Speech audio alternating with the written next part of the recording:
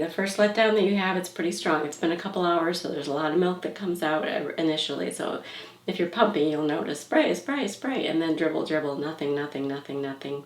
That's while your milk cells are refilling.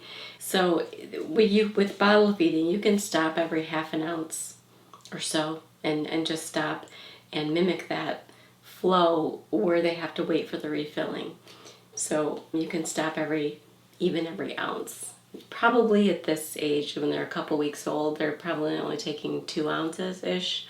So it might be frustrating to stop too much for them because it's going to go pretty fast anyway. But just kind of even every half an ounce down, stop a minute, kind of give them a burp, let them kind of catch their breath, and then go back in. Another reason this is so good not to like beer bong it, just like throw it in like 2 minutes, is it gives your baby's stomach a minute to stretch. So whenever the baby's eating, the stomach is getting stretched. There are stretch receptors in the baby's stomach, and ours as well. And so as our stomach gets fuller, a message is sent back to the brain that says, okay, we're full, we're done, we're pushing away from the table. So if we're eating, Americans, as we eat super fast, sometimes we overeat because we eat to the point where we didn't give our brain a chance to realize that our stomach is full. The people in France, they're eating really slowly, and they tend to eat a little bit less because they're spreading it out, and they're not slamming it like a beer bong. So for babies, it's good to do the same thing. If they normally take 20 minutes to feed from the breast, but then they take 4 minutes to take this bottle, it's possible that they would overfeed because they didn't have time to get that message that they were full. And so when a baby overfeeds and they just keep sucking and sucking and sucking and taking in so much milk so fast, it often, what it'll do is it'll come right back at you. They're going to spit up more. And what they don't spit up, their stomach's going to be distended and they're going to feel uncomfortable. Just like us.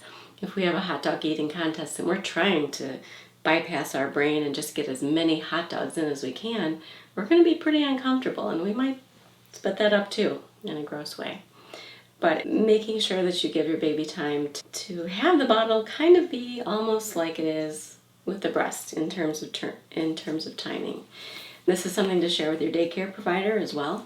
They're going to have other babies to take care of, so they may need to be reminded that they need to slow down and bottle feed almost, not exactly, but almost somewhere in the vicinity of how long it takes for you to breastfeed. Now, one thing it does, I want you to know, is as the baby gets older, they get more efficient at this. So what used to take 20 minutes when they were 4 or 5 months old, it could take 7 minutes, 8 minutes. And that always freaks moms out because they think there's no way they could be done because it's been 8 minutes and they're done. But I will tell you, they just get more efficient at it. And so as they get more efficient at it, your bottle can get faster as well. So if it's taking only 10 minutes, it used to take 20, now it's taking 10 minutes to breastfeed, it can go down in the time it takes to bottle feed. Or if your baby is getting frustrated, you may need to go up to the medium-sized nipple. So like if it's taking too long to bottle feed, like the breast takes 10, but the bottle takes 20, they might get frustrated at that. So then it's probably time to go up to a medium-sized nipple. And then as they get way older, you can do a fast flow nipple if you want to. But usually, stopping at the medium is sufficient. Another trick I want to tell you as far as holding the baby. When we're breastfeeding, we're doing it this inward like this, right? And so it's very much different when you're bottle feeding. They're on their back like this. And sometimes a rookie mistake we do is just kind of to cuddle the baby like this, but then their head goes down. They're kind of curled around you and their head goes down.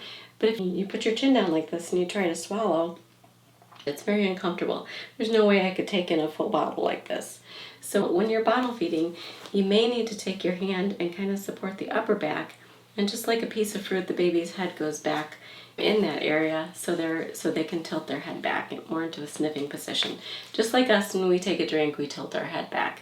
So for swallowing comfort, this might be a nice position. They're just kind of sitting on their legs. I always like to take a pinky if they're little tiny babies and put it under their armpit so they don't go anywhere because they're pretty strong. And then I have a good hold on this baby. So they're slightly at this 45-degree angle and their head is tilted back. And then it's all about permission too. When you're breastfeeding, you can't just shove your nipple in your baby's mouth. It just doesn't work that way. You have to offer it. So your nipple kind of brushes along their upper lip here, and then whenever you touch a baby, this little divot right here, this little dimple halfway between their nose and their upper lip, when you touch that, there's a reflex that makes babies go like this little baby bird thing where they shake their head and then they gradually open their mouth, and when they do, they tilt their head back like this. So they tilt their head back just automatically in a great swallowing position, and then they gradually open their mouth. So you're going to teach them that even with a bottle, that they need to open their mouth, because if you just shove it in their mouth, when they come back to mom and then they don't open wide, that can cause troubles for mom's nipples, pain-wise. So even with the bottle, make sure that you tap here and wait them out until they open wide. And when they do open wide, you put most of this nipple in. You don't want them just on that tip like this again, because that's going to hurt mom if they get used to doing that. So that you want them almost to this cap, so their lips are fished out and nice and far back on there, just like with breastfeeding. You had nice deep latch on the breast, nice deep latch on the bottle. And then you're going to just watch them, and then having the bottle kind of horizontal.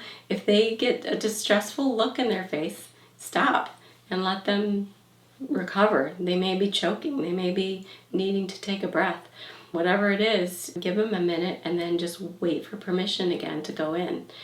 And it just makes for more relaxed feeding time with the bottle as well, just like with breastfeeding. All right, so through all of this, it's best to stay as calm as you can. So the first time you do this, the baby may not take the bottle. And that's why if it's your very first time, I would only put a little bit in the bottle just for practice, because you don't want to put the whole thing in here and then they don't take it and then you just pumped everything out and like the baby, now what do you do? So when you're just practicing like this, just make sure you're using lots of calm affirmations for yourself and talking to the baby that we're going to be trying something new today, and then just smaller amounts so you're not having any waste. So another trick, if they don't want it, is to make sure they're really hungry at that time. Or make sure they're not too hungry. When they get hangry, they don't want to try new things. So maybe catching them maybe an hour or half an hour before you think they're going to be hungry, and see if they want to just practice. No pressure, just this little half ounce in there, just a little snack, just to try. And then after they do it, then you can just nurse them. Or you can nurse them first if they're super mad and hangry, and then give them a little dessert at the end to see if they would be more willing to take it if they're not so mad and hungry. And sometimes if they won't take it, I've had some luck facing the babies out. So facing them out, kind of bouncing them, even walking around, kind of distracting them, and then doing the same techniques here, but just having them face out because they're used to being faced in. And if that won't work, here's another thing some parents will do, is to put the bottle underneath their armpit. And so then you are facing the baby in, just like this, because this is the position they're used to be eating in. And so you just kind of position it right here, and then sometimes you can trick them and they'll latch on like that. You're bouncing them and you're trying to keep them calm and talking to them. But sometimes this will work as well. I have a magnet with CDC guidelines on milk storage that I encourage you to share with your daycare provider. Put it right on your refrigerator so everybody knows how to handle your breast milk, all from the freezer, room temperature to the freezer to the baby. So that's all I have for you.